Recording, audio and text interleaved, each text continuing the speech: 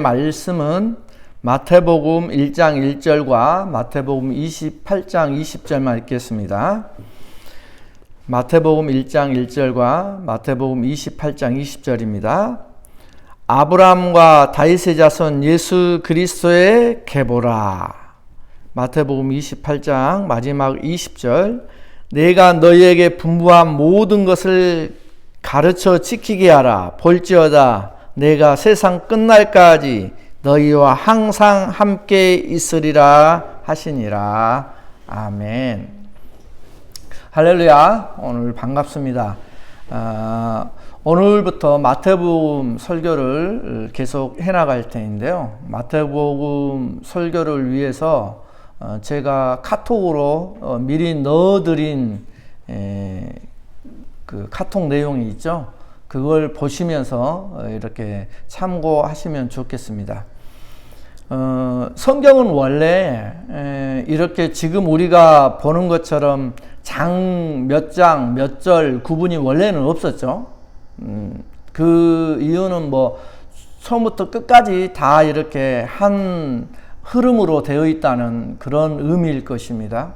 그런데 이제 이걸 쉽게 보기 위해서 12세기 때 이제 장절 구분이 생겨서 오늘날까지 이어지고 있는데요.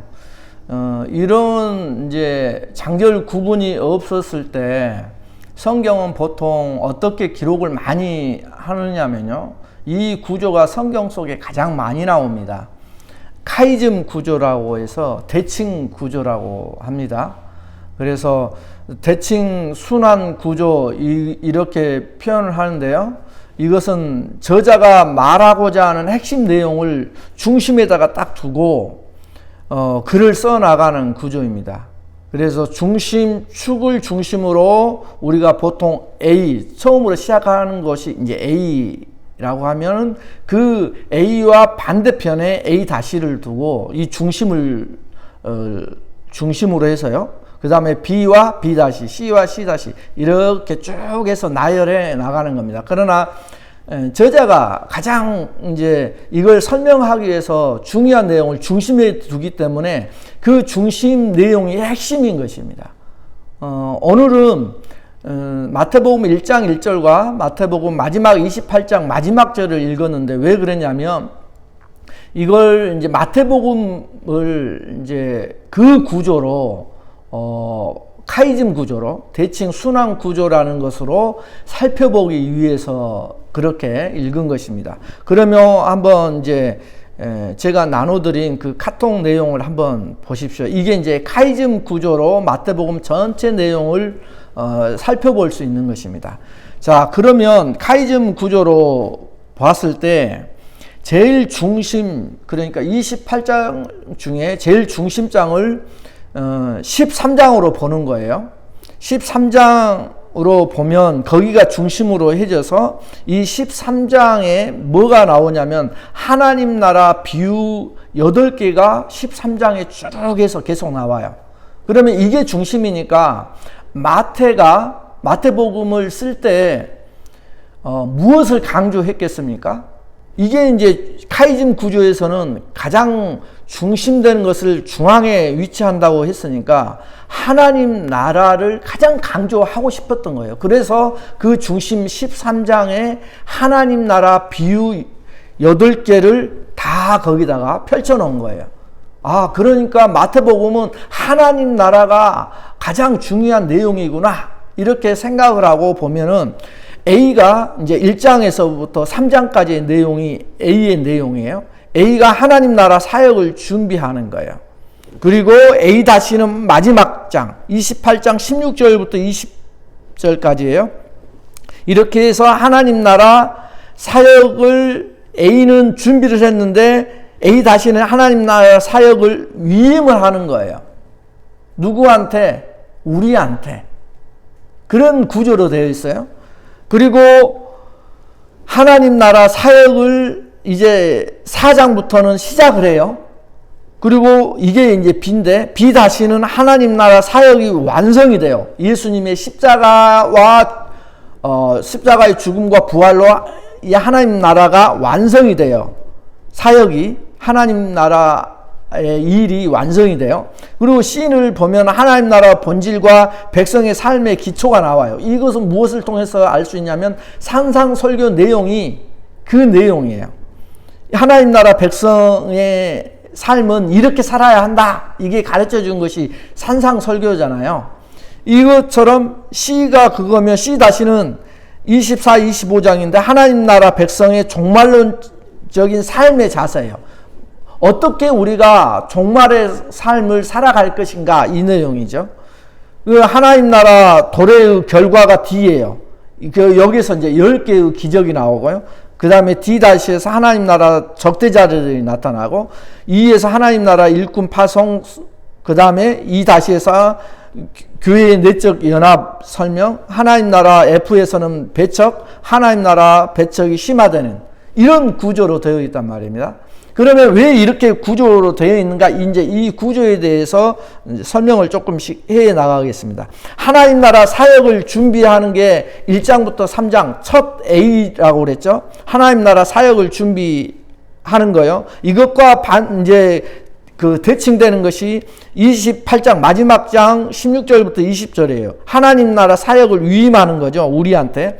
그러면 A에서 하나님 나라 사역을 어떻게 준비를 하는 내용이 나오냐면 예수님께서 이 땅에 태어나잖아요. 그죠? 이 땅에 태어나시고 그 다음에 애굽으로 피난 가시고 그리고 그 다음에 요단강에서 세례 요한에게 세례를 받으시고 이렇게 하면서 무엇을 해요? 하나님 나라를 위해서 예수님이 오셔가지고 하나님 나라 왕으로 오셔서 어떤 사역을 어떻게 준비할 것인가를 태어나면서부터 커서 세례를 받으심으로 모든 세상 짐을 지고 가는 하나님의 어린 양의 모습, 하나님 나라의 사역자로의 모습으로 준비되어지는 것을 볼 수가 있어요. 이게 이제 마태복음의 하나님 나라의 사역의 준비가 예수 그리스도를 통해서 나타나는 거예요.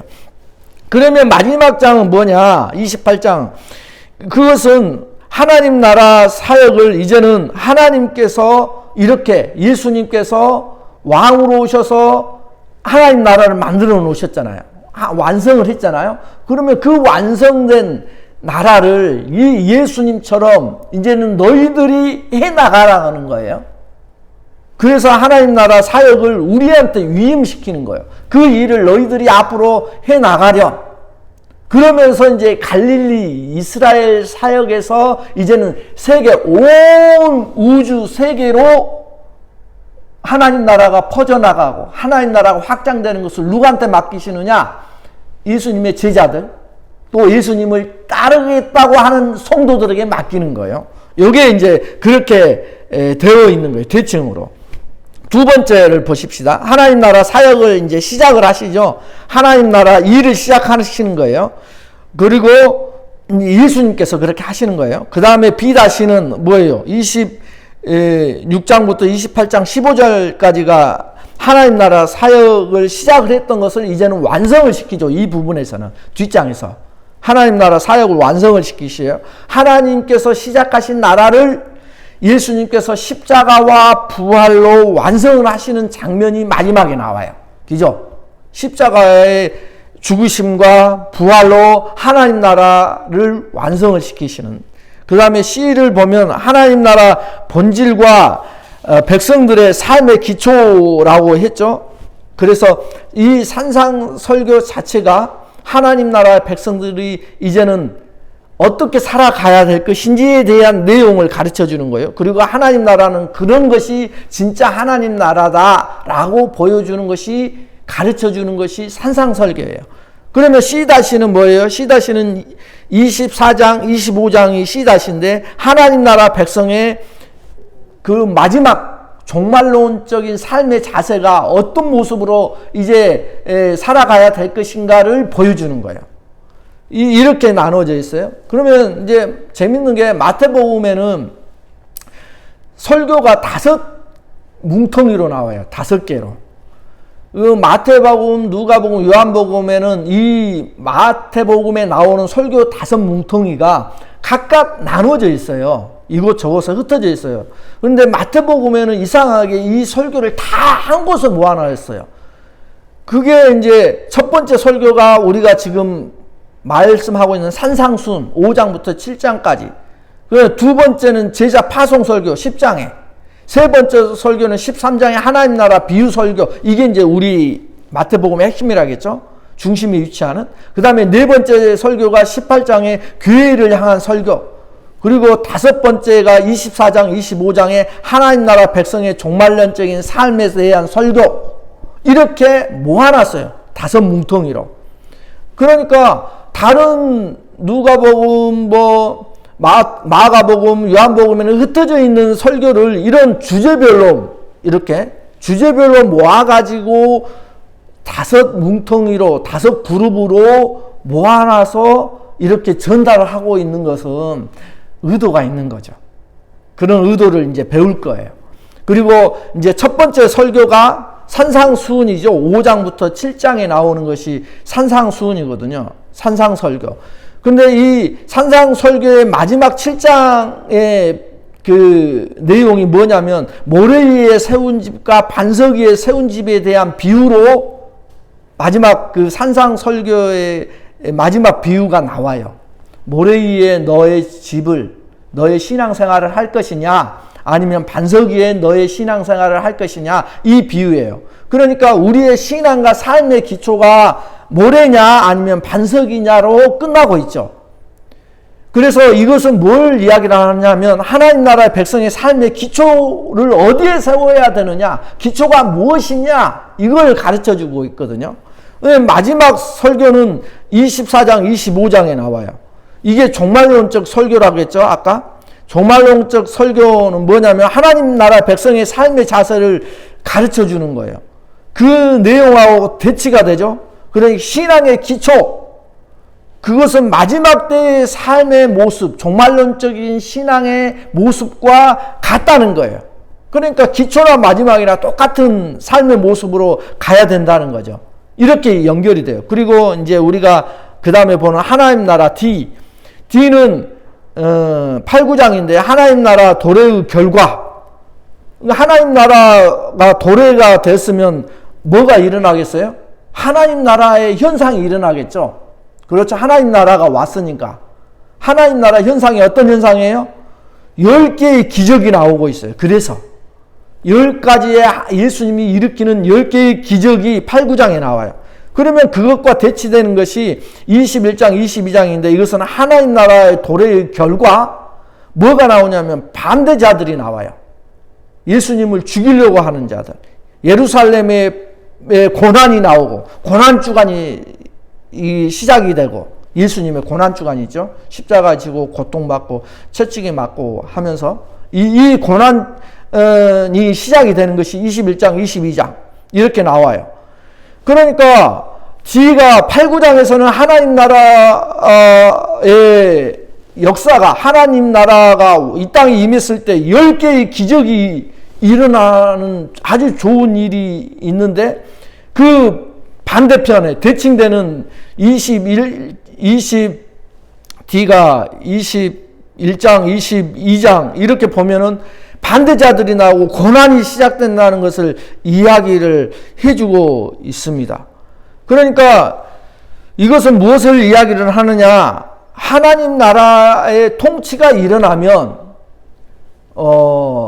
하나님의 기적, 하나님의 기적으로 또 하나님 나라의 모습을 보여주는데, 하나님의 역사로 말미암아 사람들의 질병과 또 사탄으로부터 노인받게 되는 이러한 역사가 일어나는 것을 10개의 기적을 통해서 보여주고, 그 다음에 사탄이 무너지는, 사단의 통치가 무너지는 것을 보여주고 있습니다. 10개의 기적 속에는.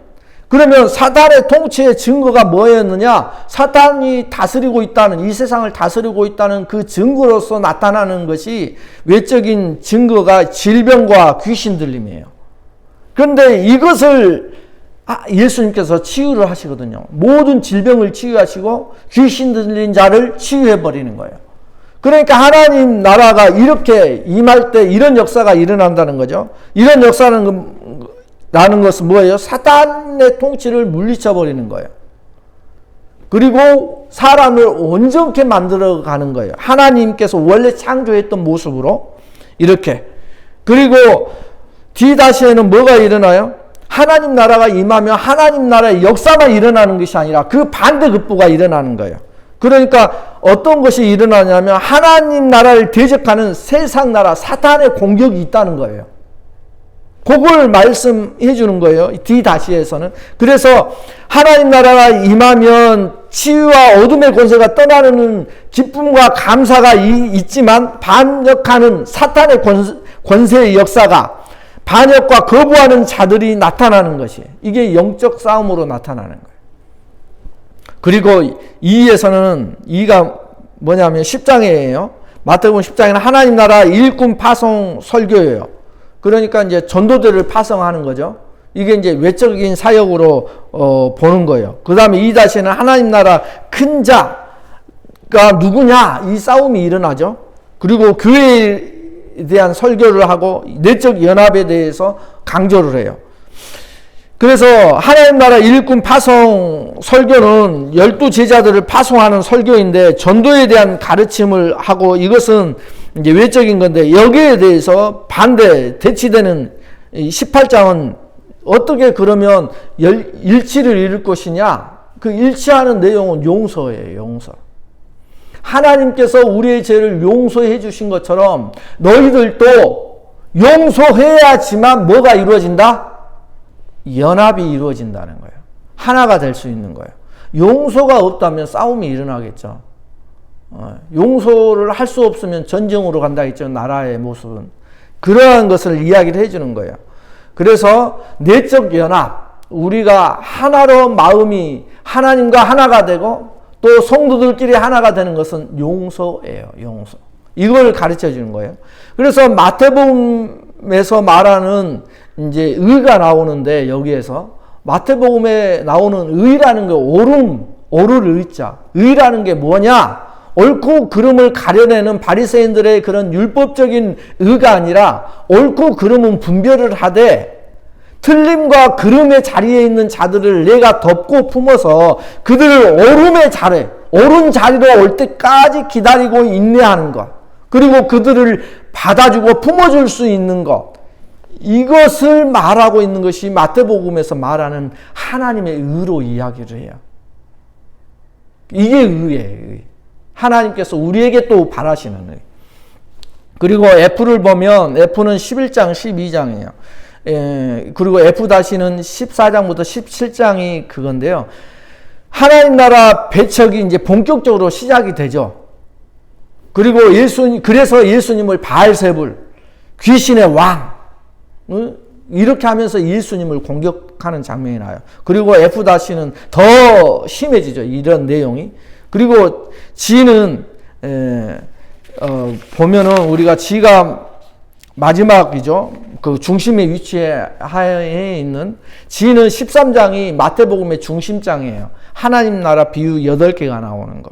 그래서 거기에는 씨 비유, 알곡 비유, 겨자, 누룩, 보화, 진주, 그물, 천국의 서기관 비유 이렇게 해서 8개가 나오는데요.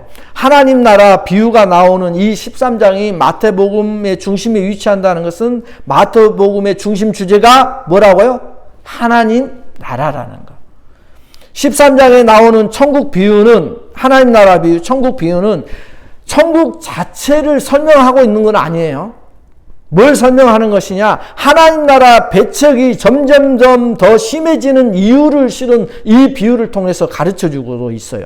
뭐냐면 첫 번째 비유는 씨와 4가지 밭의 비유를 통해서 그 이유를 설명하고 있어요. 어떤 사람들은 하나님 나라를 수용을 하고 받아들이고, 근데 씨 비유에서는 씨가 떨어지는 것은 하나님 나라 그 마음밭이 옥토밭인 사람들이 있고 가시나 돌짝밭 이런 밭들이 있다. 그러니까 그 말씀을 받아들이는 자가 있고 아니다.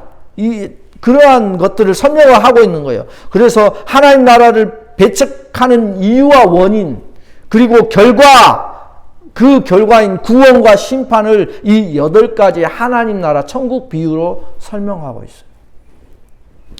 그러면 이제 여기까지가 이제 마태복음 구성이에요. 이제 이걸 염두에 두면 마태복음이 한눈에 들어올 수 있어요. 이건 애우기가 쉽죠. A부터 A 다시 이렇게 대칭되는 구조로 되어 있으니까. 그러면 이제 누가복음 18장, 이제 성경은 대부분 이 카이즘 구조로 되어 있는데요. 그걸 이제 발견하는 것 중에 누가복음 18장을 한번 보면은, 누가복음 18장을 보면 어떤 내용이 나오냐면 부자 청년의 이야기가 나와요. 부자 청년이 예수님께 와가지고 이야기하는 내용이 여기서 나오는데, 이 부자 청년의 이야기가 나오는데 한번 성경 찾아보실래요? 누가복음 18장, 이제 제가 말씀을 한번 드려볼게요. 누가복음 18장 그 18절부터 보면은 보십시오. 어떤 관리가 물어 이르되 선한 선생이여 내가 무엇을 하여 영생을 얻으리까, 이 내용이에요. 그리고 31절부터는 이제 거기까지 쭉 흘러가서 31장은 예수님께서 12제자를 데리시고 이르시되 보라 우리가 예루살렘으로 올라가노니 선지자들을 통하여 기록된 모든 것이 인자에 응하여라 하리라. 예수님의 이제 사역에 대해서 이야기를 해줘요.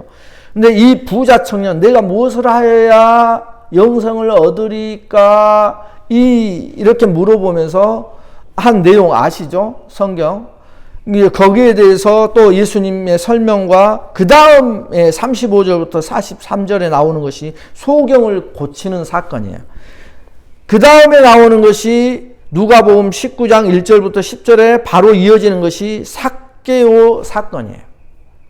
이게 세 가지가 카이즘 구조로 이렇게 되어 있어요. 어떻게 되냐면 부자인 청년의 이야기가 나오고, 그 다음에 그 중심에, 진짜 하고 싶은 것은 중심에 둔다겠죠. 소경 치유가 딱 나오고, 그 다음에 삭개오의 이야기가 나와요. 그러니까 부자 청년과 삭개오는 같은 부자였어요.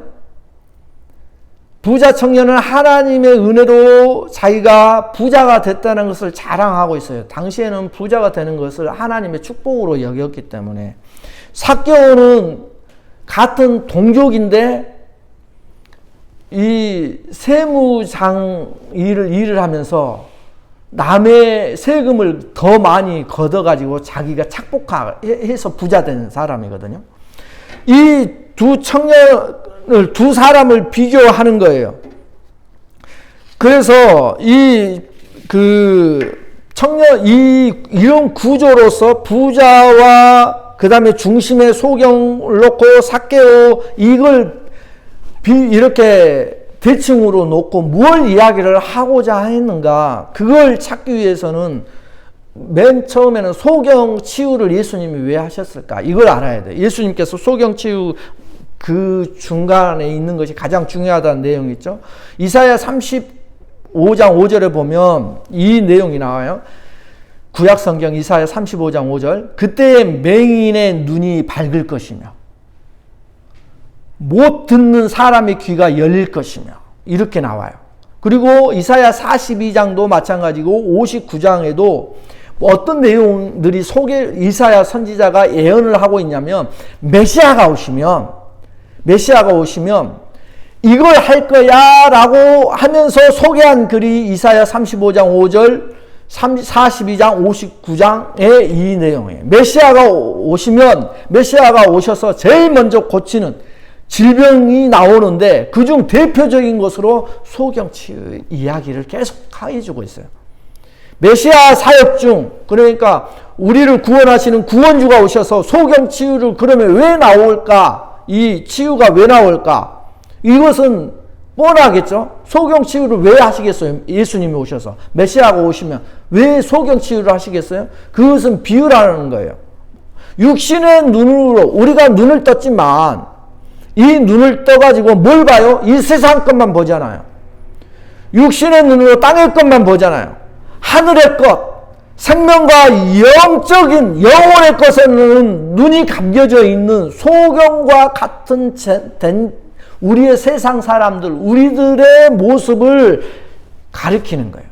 그래서 예수님께서 메시아가 오시면 그들의 눈을, 소경을 치유하심으로써 이 세상에 있는 모든 사람이 이 소경과 같은데 그 눈을 치유함으로써 이제는 진짜 보게 하는 거. 뭘? 진짜 보기가 뭐라고 그랬어요? 이 세상 것이 진짜가 아니라고 그랬잖아요. 이 세상은 그림자. 저 하늘의 것을 진짜라고 이야기를 하고 있잖아요. 그래서 그 진짜를 볼 수 있는 눈을 뜨게 하는 그것이 치유의 의미예요. 그래서 이 내용이, 이것이 이사야 선지자가 예언했던 이 메시아 사역의 내용이 신약까지 쭉 이어지는 거예요. 신약에는 에베소서 1장 17절 19절에 보면 우리 주 예수 그리스도의 하나님 영광의 아버지께서 지혜와 계시의 영을 너희에게 주사, 우리에게 그 지혜를 주고 계시의 영을 주면 뭐가 되냐? 하나님을 알게 하시고 너희 마음의 눈을 밝히사. 그러니까 이 눈이, 소경 치유의 눈은 실은 마음의 눈을 밝히고 싶으신 거예요. 하나님께서. 그 마음의 눈을 밝히사 그의 부르심의 소망이 무엇이며, 성도 안에서 그 기업의 영광의 풍성함이 무엇이며, 그의 힘의 위력으로 역사하심을 따라 믿는 우리에게 베푸신 능력의 지극히 크심이 어떠한 것을 너희로 알게 하시기를 구하노라. 이게 바울의 이야기예요. 바울은 에베소 성도들이 하나님의 지혜와 계시의 영으로 마음의 눈이, 즉 영적인 눈이 열리기를 기도하고 있는 거예요, 지금. 또 사도행전 26장 17절 18절을 보면 이스라엘과 이방인들에게서 내가 너를 구원하여 그들에게 보내어 그 눈을 뜨게 하여, 자, 눈을 뜨게 해서 뭘 하는가, 그 뒷구절이 더 재밌어요. 그들에게 너를 구원하여 그들에게 보내어 그 눈을 뜨게 하여 어둠에서 빛으로, 사탄의 권세에서 하나님께로 돌아오게 하고. 그러니까 어둠에서 빛이 뭐냐면, 어둠은 사탄의 권세예요. 빛으로는 하나님이 빛이잖아요. 그러니까 하나님께 돌아오게 하는 거. 이게 뭐예요? 진짜 이 육신의 눈을 이야기하는 게 아니잖아요. 영적인 눈을 이야기하는 거예요. 마음의 눈을 이야기하는 거예요. 그래서 돌아오게 하고 죄 사함과 나를 믿어 거룩하게 된 무리 가운데서 기업을 얻게 하더이다. 이렇게 말씀하고 있어요. 이게 바울의 사명이 뭐냐면 사람들의 눈을 뜨게 하는 거예요. 그냥 육신의 눈이 아니라 마음의 눈, 영적인 눈을 뜨게 하는 거예요. 마태복음 21장은 예수님이 성전 청결 사건이 나와요. 예수님의. 이 성전의 역기능의 모습이 뭐예요?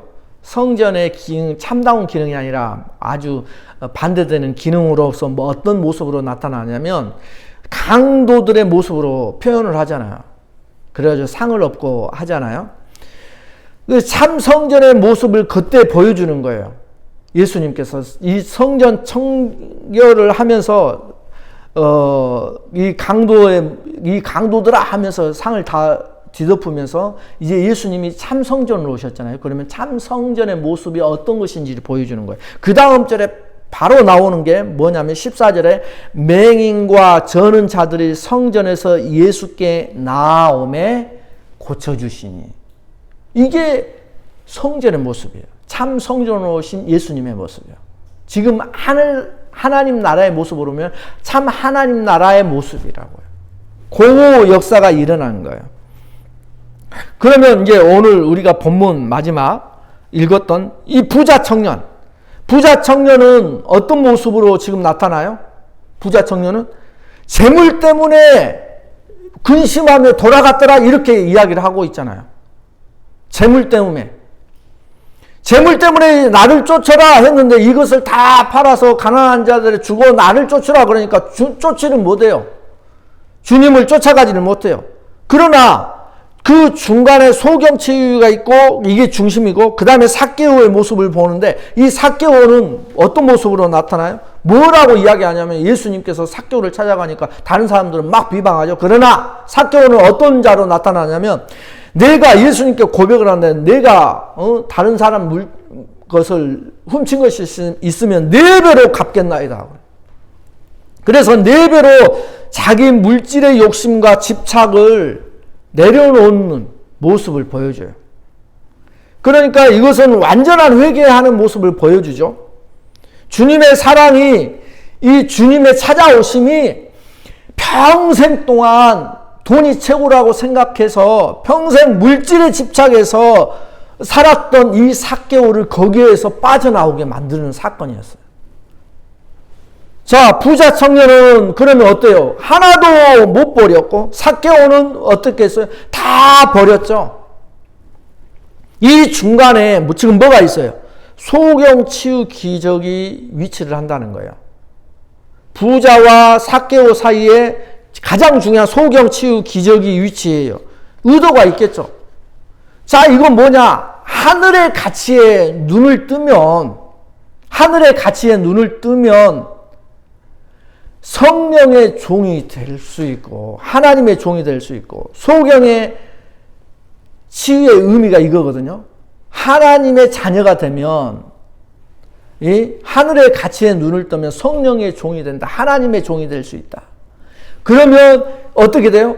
하나님의 종, 성령의 종이 되면 이 땅의 집착을 다 버릴 수 있다는 거예요. 이게 삭개오의 모습이에요. 이 땅의 집착을 다 버릴 수 있다. 그리고 하늘의 가치에 눈을 뜨지 못하면 이 땅의 집착을 놓지 못한다. 이게 부자 청년한테 보여주는 것이 물질의 종이 되는 거예요. 이게 물질의 종이 되느냐 안 되느냐, 그러면 물질의 종이 되느냐 아니면 하나님의 종이 되느냐, 이 차이는 뭐에서 갈라진다는 거예요? 그 눈을 뜨냐 마냐예요.